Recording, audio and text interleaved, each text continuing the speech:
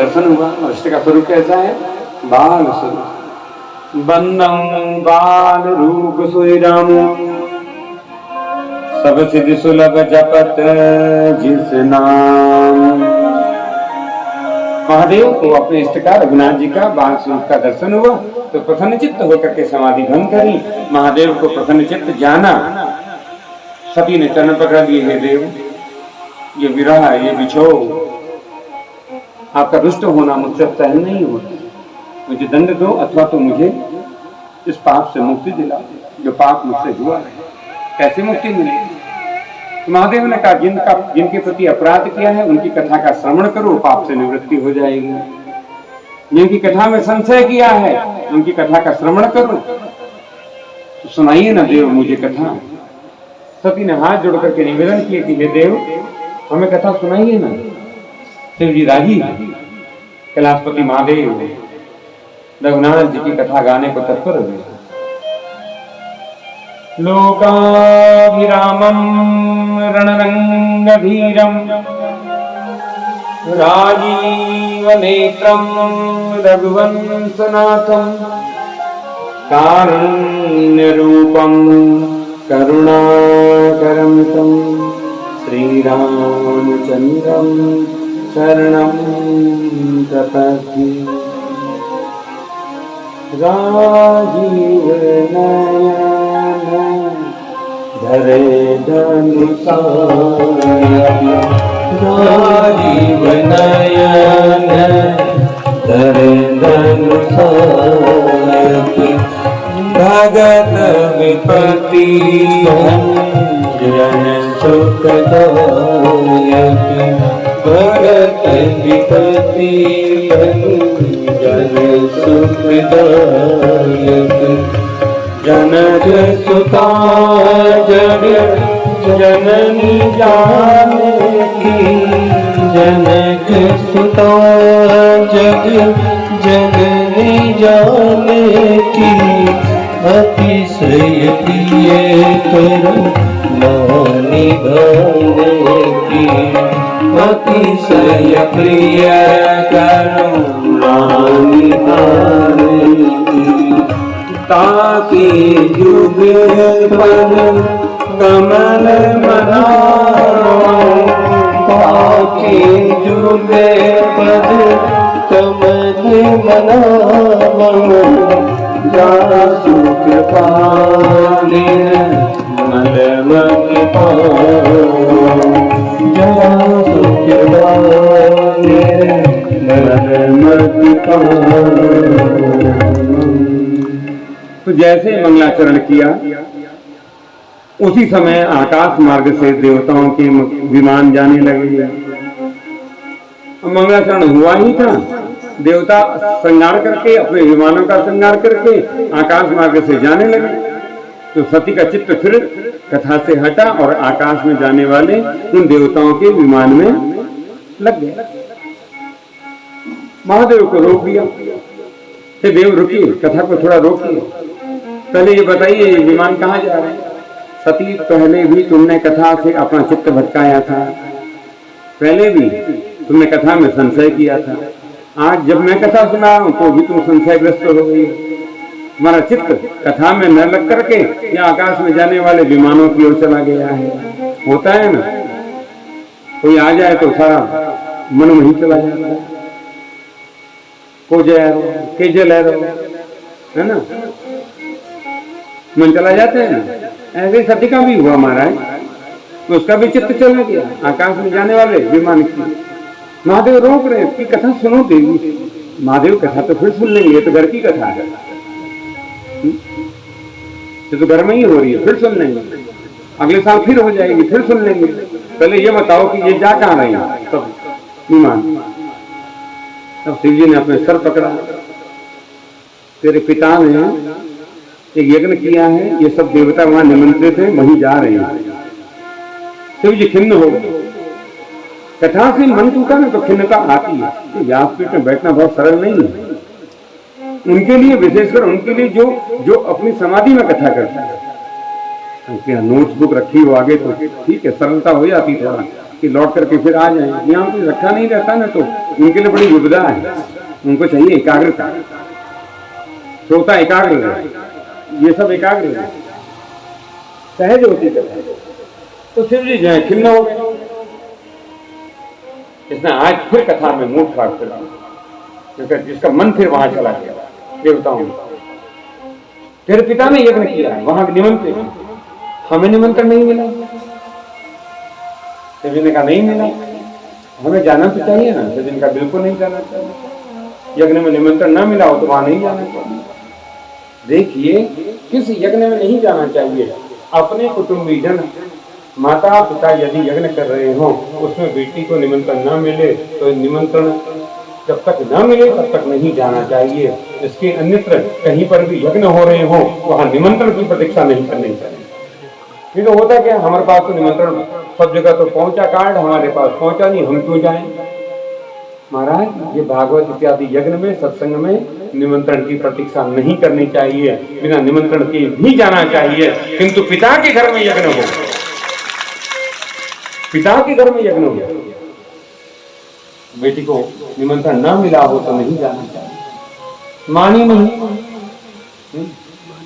तो शिव जी ने कहा तू जा, मैं तो जाऊंगा नहीं, तुझे जाना है जा, तेरे पिता का घर है। नंदी को बुलाया, इसको छोड़ के आओ।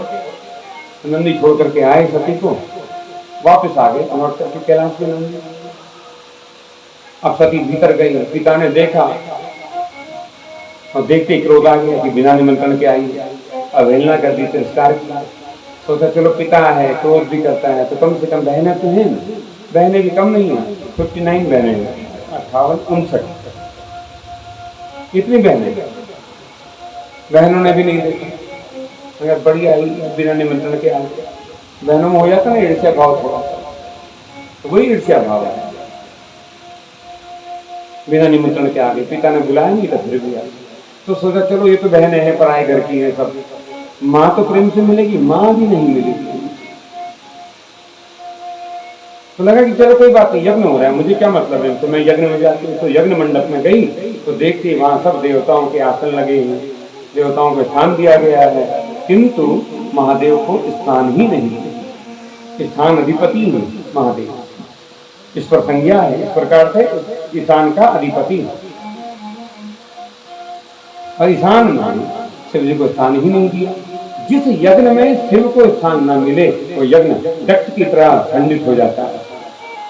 जैसे शिव को आसन देना ही चाहिए यज्ञ में।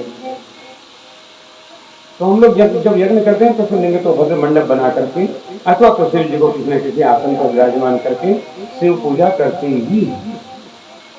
ऐसी हम अपने घर में भी पंचदेव उपासना करते हैं ना। गृहस्थ का दायित्व है कि अपने घर में कम से कम 5 देवताओं की नित्य उपासना करनी ही चाहिए। बलि विष्णुदेव यज्ञ इत्यादि तो नित्य का कर्म है ही, किंतु पंचदेव उपासना करनी ही चाहिए। शिव की उपासना, भगवान श्री विष्णु की उपासना, सूर्य की उपासना, शक्ति की उपासना और गणपति उपासना, ये 5 उपासनाएं पंचदेव उपासना कहलाती है। ईशान का स्वामी सदैव शंकर है। ईशान में, ईशान अर्थात उत्तर, पूर्व उत्तर का जो कोण है, पूर्व उत्तर का जो मंडप है, उस स्थान पर शिव को स्थान देना ही चाहिए। अन्यथा पूजा ग्रह भी ठीक वास्तु दोष उत्पन्न होता है। तो अपने पूजा ग्रह को ठीक रखना हो तो ईशान में ईशानेश्वर को रखा जाए। तो कौन ईशानेश्वर? महादेव। तो सती ने देखा कि शिव को तो स्थान ही नहीं दिया। मेरे पति का अपमान हुआ है यज्ञ में, और क्रोधाग्नि प्रकट हो गई है, और उसी क्रोधाग्नि में देह जल रही है, और अपने ही पिता के उस विशाल यज्ञ कुंड में अपने प्राणों की आहुति दे दी। हाहाकार मच गया। शिव को खबर लगी तो क्रोध में भर करके अतिरुद्र ने अपने भुक्ति विलास से 64 वीर भैरवों को उत्पन्न किया। उन भैरवों का नेतृत्व करते हुए वीरभद्र नाम के महा रौद्र भैरव उस यज्ञ मंडप में प्रविष्ट हुए, और समस्त भैरवों ने दत्त के यज्ञ को नष्ट करना प्रारंभ कर दिया। और वीरभद्र ने खड्ग उठा करके दक्ष प्रजापति का सिर काट करके उसी के यज्ञ कुंड में आहुति दे दी। सब देवता भयभीत हो गए। शिव जी आए और आकर के देवी सती की जलती हुई देह को अपने हाथों में लेकर के विलाप कर रहे हैं और आकाश में भयंकर तांडव लगा, जैसे षष्ठी में अभी प्रलय हो जाएगी, ये षष्ठी पूरी खंड खंड टुकड़ों में बढ़ जाएगी। सबने भगवान श्री हरि को पुकारा कि महादेव का क्रोध शांत करो। तो सुदर्शन चलाया 51 टुकड़ों में सती का शरीर, सती की देह बिखर गई आकाश में, और जिन जिन स्थानों में गिरे वे सब के सब शक्तिपीठ कहलाते हैं। वर्तमान में केवल मुंड महादेव के हाथ में रहा, उस मुंड को लेकर के कपालेश्वर है ना, कपाल धारण करके पहुंचे कैलाश, और कपाल आज भी शिव जी के गले में माला के रूप में विद्यमान है। माला में पिरो करके सती के कपाल को, उसकी स्मृति को सहेज कर दिया। कालांतर में सती ने हिमालय के घर में जन्म लिया। उनकी पत्नी मैना के गर्भ से नाम पड़ा उमा। देखिए कथा से दृष्टि हटी ना, तो सती को भी दंड भोगना पड़ता है महाराज। इसे सावधान रह करके ही कथा श्रवण करनी चाहिए। उमा के रूप में जन्म लेते हैं, और यहाँ तारकासुर नाम के दैत्य का उत्पात बढ़ गया, और तारकासुर को वरदान है ब्रह्मा जी का कि केवल शिव जी का पुत्र ही इसको मार सकता है। अब शिव जी की पत्नी तो चली गई, तो देवताओं ने महादेव को राजी करने के लिए उनकी समाधि को भंग करने का प्रयास किया। समाधि भंग नहीं हुई तो भगवान श्री के पास गए, इसलिए ने कहा कामदेव को आगे करो, काम का सृजन हो, काम का बाण लगे तो वो फिर जागृत जाएंगे। कामदेव आए और रति को साथ लेकर के नर्तन किया। अनेक काम भंगिमाओं से महादेव की समाधि भंग करने की चेष्टा करी, किंतु समाधि महायोगी की समाधि काम की कलाएं भंग नहीं कर सकती। शिव को क्रोध आया जब कामदेव ने 5 बाणों का संधान किया। ये 5 बाण कौन से हैं? शब्द, रूप, रस, गंध, स्पर्श, ये 5 बाण ही कामदेव के, जिसको लगे वो बसता नहीं हमारा। तो 5 बाणों का संधान किया, और जैसे ही बाण शिव के समीप आए उसी समय तब शिवती सर नयन उघारा। महादेव ने अपना तटी नेत्र खोल दिया, और नेत्र की उष्मा पा करके, वो तीव्र ज्योति पा करके कामदेव जल करके भस्मीभूत हो गया, और पूरी सृष्टि में हाहाकार मच गया। कामदेव की पति ने महादेव के चरण पकड़ लिए। रति ने, मेरे पति का क्या दोष? वो तो तारकासुर का वध करना था, इसके लिए देवताओं ने आपका ध्यान भंग करने का मनोरथ किया, तो काम मेरे पति को आगे किया, उसको अभय दो देव। तो महादेव ने वरदान दिया कि जब यदुवंश में कृष्ण अवतार होगा तो कृष्ण के पुत्र बनकर के तेरा पति पुनः जन्म लेगा। तो कृष्ण के पुत्र रुक्मिणी के गर्भ से जो जन्मे हैं प्रद्युम्न, वो काम के अवतार है। तो रति जो है वो तपस्या करने लगी, प्रतीक्षा करने लगी अपने पति की, और उसी समय भगवान श्री हरि आए और कहने लगे महादेव आप विवाह कर लीजिए। शिव जी ने कहा विवाह नहीं करूंगा। क्यों? क्योंकि इतने बार विवाह करके प्रत्येक बार सती को खोना पड़ता है, उसका विवाह मुझसे सहन नहीं होता, विवाह नहीं करूंगा। तब भगवान श्री हरि ने कहा यदि अनेक प्रकार से परीक्षा लेकर के आपकी योग्य कन्या खोजी जाए तो क्या विवाह नहीं करेंगे?